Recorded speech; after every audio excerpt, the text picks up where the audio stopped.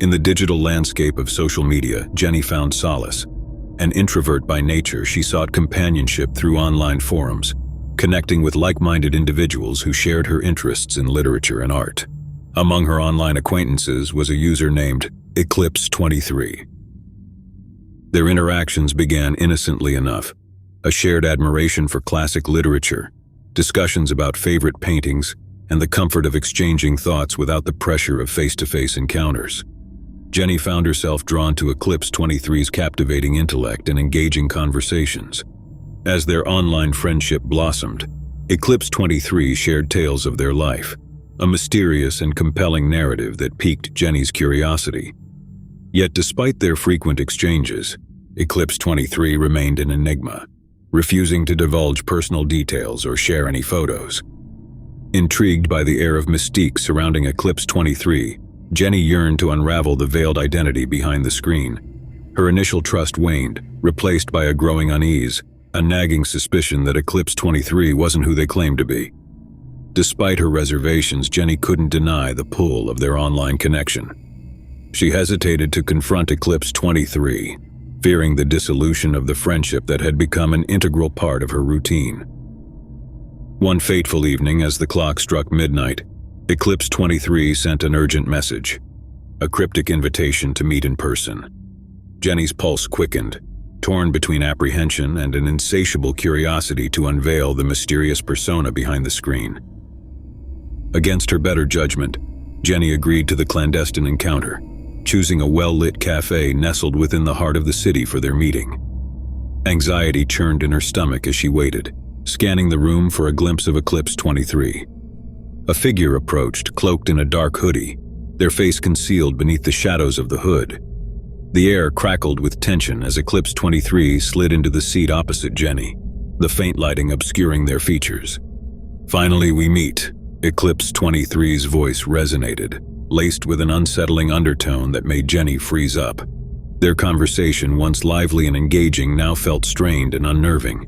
Eclipse23's cryptic remarks and evasive answers only fueled Jenny's discomfort, shattering the illusion of camaraderie she had envisioned. As the evening wore on, Jenny's unease transformed into a gnawing sense of dread. A realization dawned upon her. The person sitting across from her was nothing like the charming intellectual presence she had come to know online. A wave of apprehension washed over Jenny, prompting her to hastily excuse herself from the unsettling encounter. Her heart pounded with a mix of fear and relief as she fled the cafe, the feeling of unease lingering like a sinister shadow. Later that night, upon returning to the safety of her home, Jenny received a message from Eclipse23, a revelation that turned her blood cold. "You shouldn't have run away, Jenny. I know where you live now." Panic surged through her veins and she glanced around her apartment, heart pounding in her chest. She locked the doors and windows, her mind racing with horrifying possibilities. How had Eclipse23 discovered her address? Minutes turned into agonizing hours as Jenny remained huddled in her apartment, the fear of an imminent threat consuming her thoughts. She considered contacting the authorities, but without concrete evidence or a real identity, it felt futile. Just as she dared to hope for a respite from the terror, a faint knock echoed from her front door. Her breath caught in her throat as she tiptoed toward the peephole, heart pounding with trepidation. A hooded figure stood outside, their face concealed within the shadows. She heard a voice that emanated from beyond the door. "I told you, Jenny, you can't escape me." With trembling hands, Jenny frantically reached for her phone to call for help, but the lights flickered ominously, plunging the apartment into darkness. Her heart raced as the reality of her vulnerable state dawned upon her. The hooded figure's laughter reverberated through the hollow silence, growing louder as it crept closer to the door, a grim reminder of the horrifying truth. Eclipse23's deception had transformed into a menacing reality, a terrifying encounter with an unknown and sinister presence. The night ended in terror, a harrowing reminder that behind the facade of anonymity lay the lurking danger of deceptive connections. Jenny's pulse quickened, her breath shallow and rapid as she huddled in the corner of her darkened apartment. The hooded figure's ominous presence lingered outside her door, an alarming reminder of the dangerous depths lurking behind the facade of her online acquaintance, Eclipse23. Her phone lay just out of reach, its screen flickering in the blackness that enveloped the room. Jenny's mind raced, grappling with fear and desperation. The realization of her vulnerability in the face of this unknown threat made her pulse rise. As she strained to control her panicked breathing, a sudden movement caught her eye, a faint glow emanating from her laptop on the coffee table. It flickered, the screen illuminating the room with an odd blue hue. Jenny's heart raced with a mix of dread and curiosity. Despite her apprehension, she inched closer, her fingers trembling as she reached for the laptop. The device seemed to beckon her, offering a lifeline amidst the encroaching darkness. With a hesitant touch, Jenny opened the laptop, revealing the screen displaying her chat history with Eclipse 23. A flurry of messages appeared, each more alarming than the last. "You can't hide forever, Jenny. I know everything about you." The words glowed ominously on the screen, a stark reminder of the looming threat outside her door. Jenny's mind raced with fear, grappling for a solution amidst the overwhelming dread. In a desperate attempt to seek help, she accessed a messaging app, typing frantic pleas for assistance to a friend. Her fingers trembled on the keys, the urgency of her situation propelling her forward. But as she hit send, the screen froze, the cursor blinking ominously before it vanished altogether. Panic surged through Jenny as she realized her only hope of reaching out was now lost. The sound of footsteps echoed outside her door, growing closer with each passing second. Jenny's breath hitched, her heart pounding in her chest as she searched desperately for an escape route. She scanned the room, her eyes darting to the window. With a surge of determination, she lunged toward it, fumbling to open the latch in a frenzied attempt to flee the encroaching danger. As she pushed the window open, a gust of cold night air rushed in. But before she could clamber out, a voice pierced the silence from behind her. "I told you, Jenny, there's nowhere to run." A hand, cloaked in darkness, seized her shoulder, wrenching her backward with unnerving strength. Jenny's scream echoed through the room as she struggled against the relentless grip, her fight for escape futile against the overpowering force. The hooded figure towered over her, their presence suffocating, their identity shrouded in the darkness. A sense of dread enveloped Jenny as she realized the sheer helplessness of her situation. The hooded figure leaned closer, their breath against her ear as they whispered, "It's too late now." In a horrifying moment, Jenny was dragged into the unknown abyss beyond her apartment, leaving behind only echoes of her piercing screams that faded into the night. The dark shroud of mystery and terror remained, an unsettling reminder of the perils that lurked within the maze of online connections. The night ended in an abyss of fear, leaving behind a mystic legacy of the dangers concealed behind deceptive encounters in the digital realm. Story 2. The town of Glenview nestled alongside a serene river, its waters shimmering under the moonlit sky. Yet a pall of fear had settled upon the community due to a series of unexplained drownings. Young men had been found dead in the river, each time marked by a graffiti of a sinister smiley face near the scene. Among the concerned townsfolk was Luke, a college student with an insatiable curiosity. The mysterious deaths had captured his attention, and he found himself drawn into investigating the incidents. Armed with a determination to uncover the truth, Luke delved into the strange circumstances. He combed through local archives and interviewed witnesses, hoping to unravel the perplexing sequence of events. His quest led him to discover that the victims had no apparent connections, leaving authorities baffled. However, a common thread emerged: the unmistakable graffiti of a grinning face, scrawled near the riverside where each tragic incident occurred. Luke's inquiries led him to a group of friends who were closely acquainted with the latest victim, Caleb. They spoke of a jovial young man, full of life, whose tragic demise remained a haunting mystery. Determined to dig deeper, Luke ventured alone to the riverbank, the moon casting an ethereal glow upon the rippling waters. As he examined the graffiti etched onto the nearby wall, a cold feeling struck him. The smiley face seemed to mock the darkness that lurked beneath the surface. Night after night, Luke returned to the riverside, hoping for a breakthrough. Each time, the sense of dread grew stronger, an ominous feeling that whispered of unseen danger lurking in the shadows.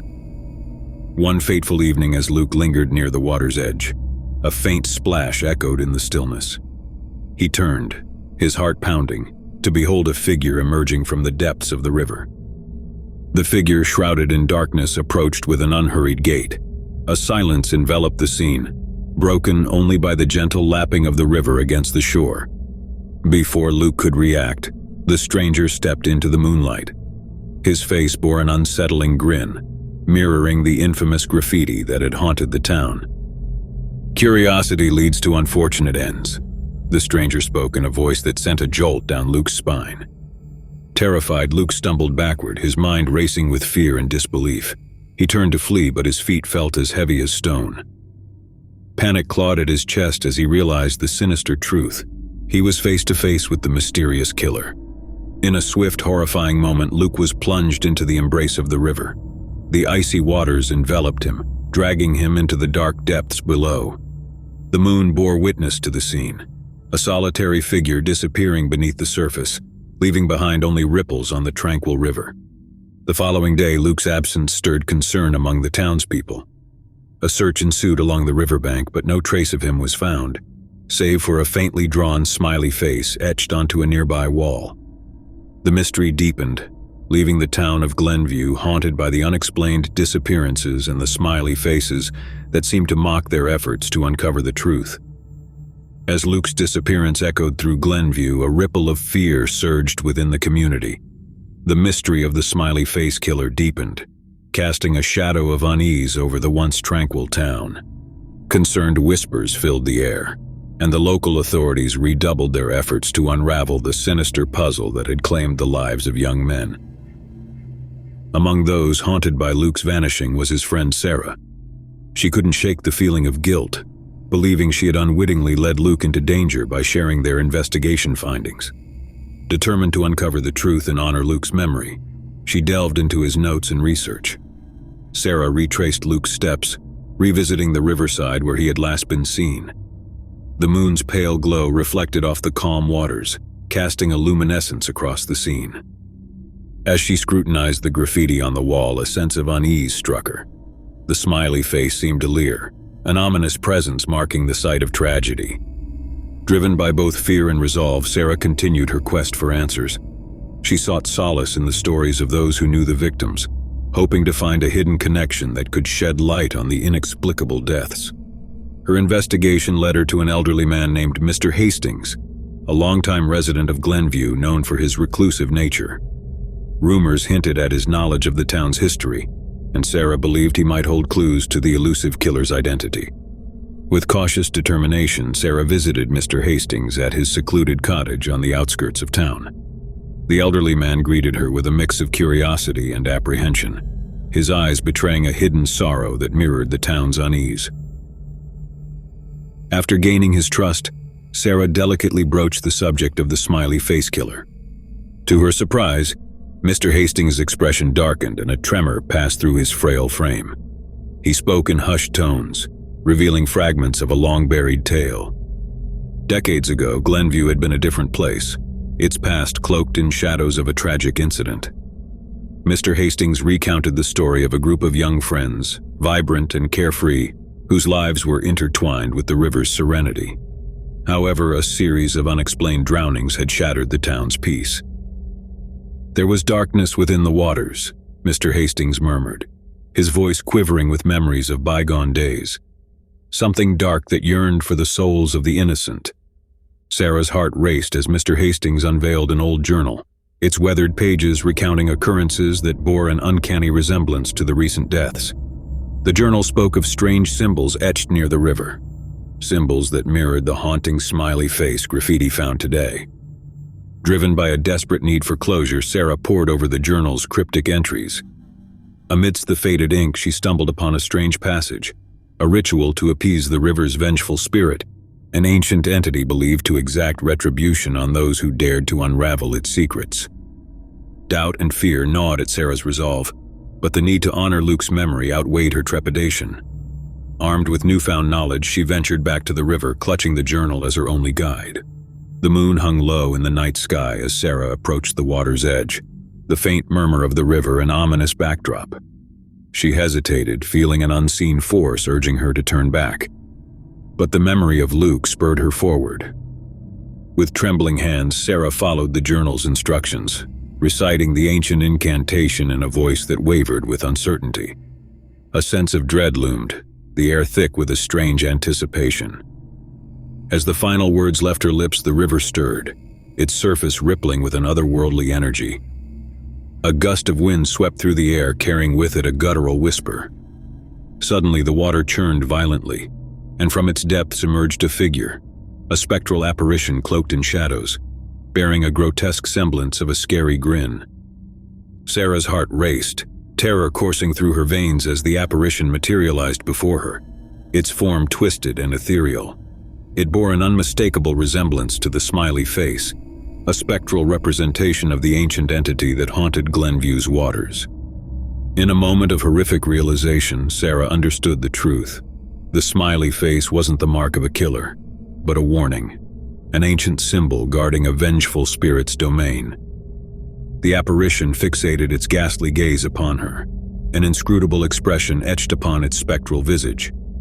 As fear immobilized her, the spirit extended an ephemeral hand toward Sarah, beckoning her toward the river's dark embrace.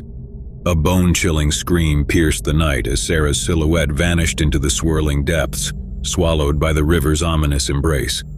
The moon bore witness to the harrowing event, a lone figure disappearing beneath the waters, leaving behind only ripples on the surface, a grim testament to the haunting legacy of Glenview's spectral guardian. Story 3. The midsummer night settled over the suburban neighborhood like a shroud, casting elongated shadows across the neatly trimmed lawns and quiet streets. Emily, a seasoned babysitter known for her calm demeanor, settled in for the evening at the Johnsons' house. The Johnsons were attending a late anniversary dinner, leaving their 2 children, Lucy and Jake, under Emily's care. As the children were tucked into bed, Emily busied herself with homework while occasionally checking on the sleeping youngsters. A muffled ring from her phone startled her. Glancing at the screen, she frowned. An unknown number blinked back at her. Shrugging it off as a wrong number, she muted the ringer and returned to her studies. Minutes later, the phone vibrated again.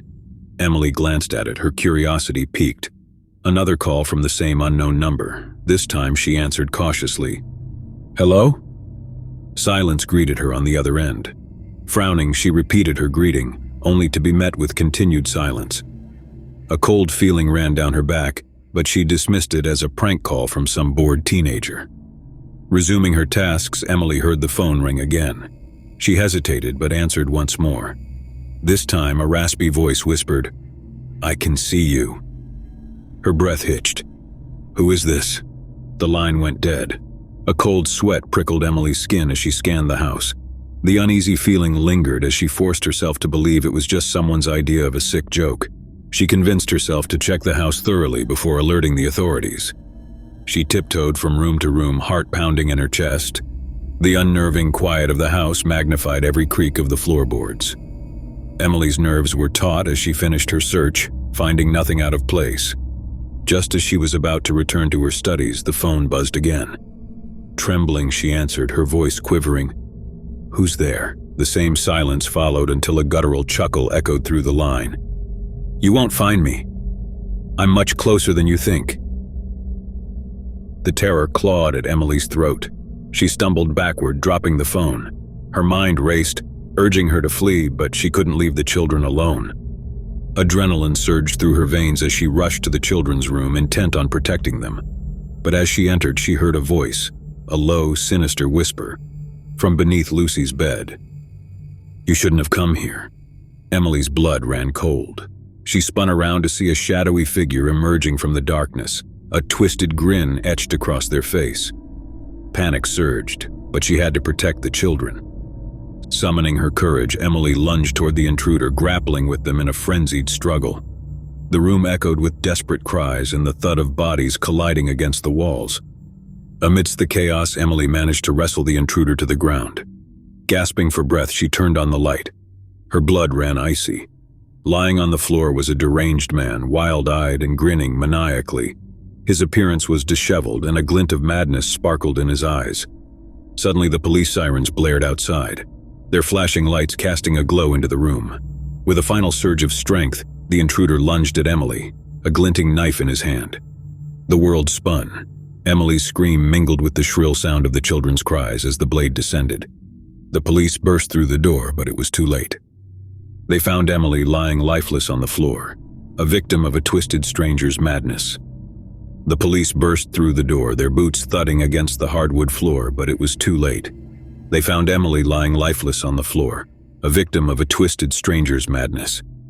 Her body was still warm, the scene a tableau of horror that would haunt the officers for years to come. The intruder lay motionless nearby, a grim reminder of the violent struggle that had unfolded in the once peaceful children's room. The children, Lucy and Jake, huddled together in a corner, tears streaming down their faces, their innocent eyes witnessing a nightmare no child should endure. Paramedics rushed in, but their efforts were futile. Emily's life had been ruthlessly snatched away, leaving a void in the hearts of those who knew her and a lingering sense of dread in the community. The investigation unfolded in the following days, revealing dark details. The intruder had been lurking within the house for hours, concealing himself expertly while tormenting Emily with menacing phone calls. He had carefully planned this macabre intrusion, preying upon the unsuspecting babysitter and the innocent children. As the news spread, the neighborhood was gripped by fear. Parents clutched their children closer, and whispers of safety precautions echoed through the streets. The Johnsons, devastated by the tragedy that unfolded in their home, grappled with guilt and sorrow. The police combed through evidence, piecing together the twisted motivations of the intruder. They discovered a history of mental illness and a string of past incidents that hinted at the perpetrator's escalating violence. However, it offered no solace to Emily's family or the traumatized children who had witnessed the horror firsthand. The community rallied in support, organizing vigils and fundraisers to honor Emily's memory and to aid the grieving family. The incident served as a wake-up call, prompting discussions on safety measures and the importance of vigilance, even in seemingly secure neighborhoods. Months passed, but the wounds remained fresh. The Johnsons moved away, unable to bear the haunting memories that lingered within the walls of their once happy home. Emily's legacy endured in the hearts of those who knew her, a beacon of kindness and warmth that the world had lost to senseless brutality. Her tragic fate stood as a stark reminder that evil often wore the guise of normalcy, lurking in the shadows, waiting for an opportunity to strike.